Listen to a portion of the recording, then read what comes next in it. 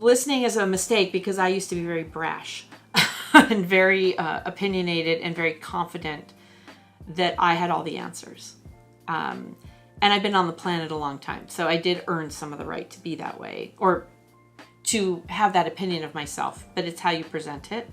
And in my early 50s, I learned a whole new way to present it. And some of it came from the humbling experience of going through what I went through, and just inner growth and listening and saying, wait, I could be doing this differently, and getting further. You don't know it all. And I rarely present ideas to my clients as if I came up with them. I learned a long time ago to stop using the word I. That's a given, but it's still easy to do in meetings when you're talking about your company to say I. And I constantly remind myself to say we, because the reality is I may be a very small part of the solution. We've had very junior people come up with branding taglines that are still in use today. So you never know who's going to come up with the big idea. It's not always me. It's not always Jeff. It's, Cindy has come up with branding lines, and she's an accountant. So I bring everyone in. I'm a big believer in group mentalities for all of this. If you work for a company, you're in. That's where you get your paycheck from. So if that company is not successful, you don't get paid.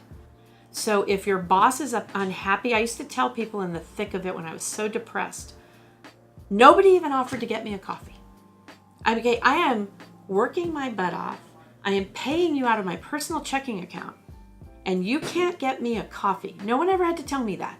If my boss had a bad day, I'm in there. What can I do different? What's up? Don't tell me your business. What can I do to take something off your desk today? No one had to tell me that. That's being a part of the solution. If supporting your boss is the best thing you can do today so that they're a little happier, or they can go make a little more money for you to get paid, that's being a part of the solution. It's beyond working together. It's caring about each other.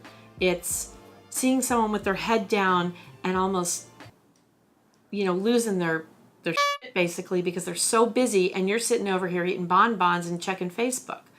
It happens. You're going to have slow days, and they're going to have busy days. What would it hurt you to go over and say, what can I do today?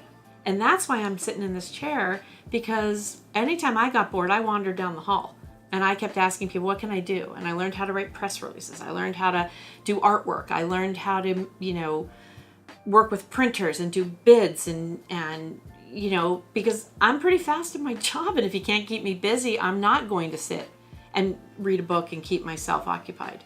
I'm going to go find something to do. So I would encourage everyone to do that, because sometimes I don't ask. And my current group now, we are in it for each other. So they do wander around here, and they will poke in and go, all right, what's going on and what can I do? What can be pushed off? Do you want to just talk about it? Sometimes just being talked off the ledge is all it takes.